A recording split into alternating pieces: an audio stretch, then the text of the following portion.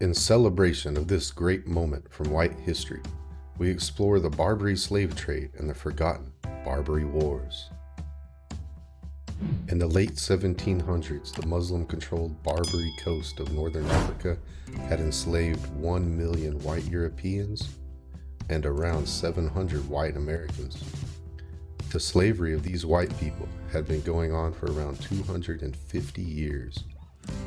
Mainly collected by Barbary pirates, the white slaves' home countries generally did nothing to free them.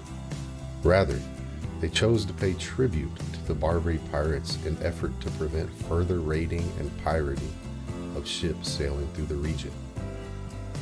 With the history of slave trade in northern Africa dating back to antiquity, even documented by the Romans, the Barbary region enslaved whites, blacks, Jews, and anyone they could. The Barbary corsairs and pirates from Algiers, Tunis, Tripoli, and Morocco were the scourge of the Mediterranean Sea. They captured merchant ships and enslaved their crews unless their governments had prepaid tribute. A fledgling nation, the United States of America, at first appealed to the status quo by sending Thomas Jefferson and John Adams to negotiate and pay tribute to the pirates. As they inquired concerning the ground of the pretensions to make war upon nations who had done them no injury, the Tripoli ambassador replied that it was written in their Quran that all nations which had not acknowledged the Prophet were sinners, whom it was the right and duty of the faithful to plunder and enslave. For years, the fledgling nation paid tribute to get their goods to market safely, but Jefferson knew we could not afford financially or morally to continue this submissive practice.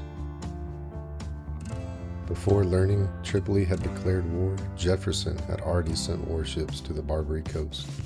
The U.S. Navy led ship battles, and the newly formed United States Marine Corps led a force of 8 Marines and 500 mercenaries, leading a march across the desert to capture the city of Derna in Tripoli. This was the first time the United States flag was raised in victory on foreign soil. This gave the Americans leverage to secure the return of hostages and end the war, leading to the freedom of slaves in the Barbary region and an end to continued piracy on the seas.